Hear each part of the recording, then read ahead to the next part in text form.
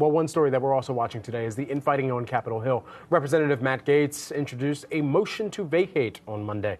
This forces a vote to remove House Speaker Kevin McCarthy from his leadership position. Here now with the latest, we've got Yahoo Finance senior correspondent Rick Newman. Hey, Rick.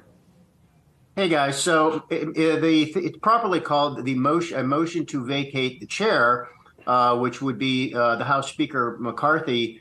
So this could go a bunch of different ways.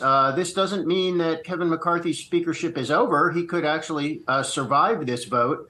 The problem is Republicans only have a majority of 4 seats in the House. And what typically happens is the minority party, the Democrats in this case, almost never cast any votes in favor of the speaker for the other party. So if you assume that no Democrats will vote for McCarthy, they're basically voting again for whether he should be speaker. Then if he loses more than 4 votes, he no longer is Speaker of the House. So then what happens?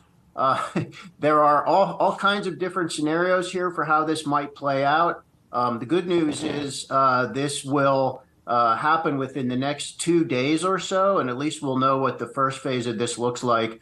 One of the things that could happen is that McCarthy could make a deal with Democrats to give them some concessions they might want, like certain things they might want to have votes on in exchange for getting some Democratic votes. Remember, you just need a simple majority to become or remain Speaker in the House of Representatives. But if you only get your own party's votes, in this case, McCarthy just doesn't have very many votes to spare, and that's why his speakership is endangered right now.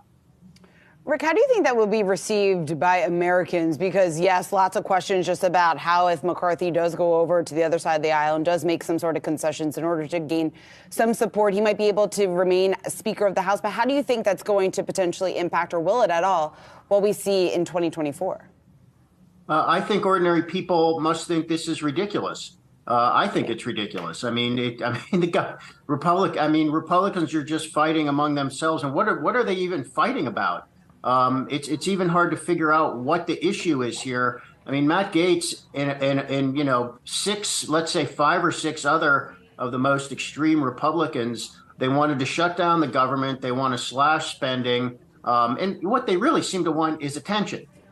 So this is the sort of thing that Americans honestly just shouldn't have to deal with. And my guess is almost everybody's just going to tune this out and say it's more of those idiots in Washington acting like it's more about them than about us. But we do need to have a functional Congress. I mean, this spending deal that we just got is only good for about 6 weeks. All of those spending bills will expire on November 17th, and we will need to fund the government, or we will have a shutdown. So we got that. We did not get any funding for Ukraine in the most recent bill. We did not get any kind of action on immigration, and we've got migrants just flooding into the country in the southwest border. So Congress has stuff to do, serious issues to address, and they're not addressing them right now. So I think many Americans probably are about as disgusted as they usually are.